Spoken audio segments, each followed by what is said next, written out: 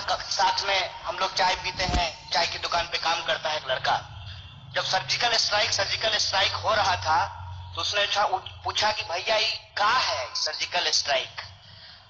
तो हम बोले कि इसको समझाएं क्या, ये सर्जिकल स्ट्राइक तो बड़ा भारी भरकम टर्म है अंग्रेजी का, इसको समझाएं कैसे। हमने कहा कि छुपा छुपी खेले हो, बोला हाँ। तो पीछे से जाकर के जो धप्पा बोल देते हैं ना, वही सर्जिकल स्ट्राइक है। तो ये धप्पा आप बोलिए, कोई दिक्कत नहीं है, आतंकवाद के खिलाफ नहीं है। बाबा जी ने कहा तो हम सब कुछ के खिलाफ धप्पा बोलते रहते हैं, सर्जिकल स्ट्राइक करते रहते हैं। लेकिन दिक्कत यह है कि जो विषय पे हम लोगों को बोलने के लिए बुलाया गया है कि क्या सभी समस्याओं का समाधान सर्जिकल स्ट्राइक है, क्या वो जादू की छड़ी है, अलादीन का चिराग है? मैं समझता हूं कि नहीं है। क्यों नहीं है? क्योंकि मेरा मानना है, हो सकता है कि मैं गलत हूं, कि गरीबी से आतंकवाद है, आतंकवाद से गरीबी नहीं है। बेरोजगारी से आतंकवाद है, आतंकवाद से बेरोजगारी नहीं है। अगर सर्जिकल स्ट्राइक करना चाहिए आतंकवाद के खिलाफ, तो मैं समझता हूं कि सर्जिकल स्ट्राइक करना चाहिए गरीबी के खिलाफ भी और बेरोजगारी के खिलाफ भी। अगर इसके खिलाफ हम सर्जिकल स्ट्राइक नहीं करते हैं तो हम ठीक समझते हैं कि हम जो भी हैं, हमारा स्ट्राइकर इधर उधर चला जाएगा। और ये स्ट्राइकर इधर उधर इसलिए चला जाता है कि हम ब्रांडिंग ज्यादा करते हैं, काम कम करते हैं। साहब कह रहे थे अभी बाबा जी की, मैं इंटरनेशनल भिखारी हूं, आप इंटरनेशनल व्यापारी हैं, और आपने जो है क्या बढ़िया से स्वदेशी की ब्रांडिंग की है। इसके साथ साथ आपने कहा, मैं आपका क्रिटिसिज्म नहीं कर रहा हूं, बस बता रहा हूं कि आपने कहा कि आपके पास दिमाग है, आप सोचिए। बिल्कुल हमारे पास है, हम सोचेंगे। फिर आपके कहने पे पतंजलि का मंजन क्यों इस्तेमाल करेंगे? अपने दिमाग से सोच के करेंगे।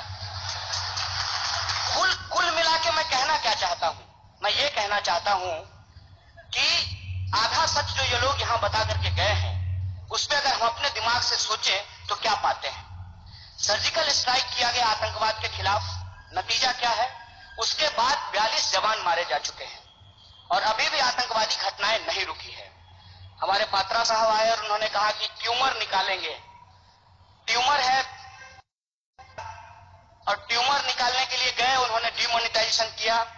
100 से ज्यादा लोग लाइन में लग करके मर गए। बताइए, आपकी ये जो जान गई है, ये देश के लिए ट्यूमर है? ये भ्रष्टाचार के लिए ट्यूमर थे? ये भ्रष्टाचारी थे? रिजल्ट क्या है? रिजल्ट क्या है? तब कहते हैं कि आप गरीबी की बात करते हैं, कास्टिज्म की बात करते हैं, मोदी जी गरीबी ले आए हैं। नहीं, तो मोदी जी तो आतंकवाद भी नहीं लाए हैं। मोदी जी अगर गरीबी नहीं लाए हैं तो मोदी जी जो है वो आतंकवाद भी नहीं लाए हैं। मतलब कहीं जो है हम अपने आप को बेचेंगे, अपनी ब्रांडिंग करेंगे, और जहां हमारा दाल नहीं गलेगा वहां हम अपनी ब्रांडिंग नहीं करेंगे।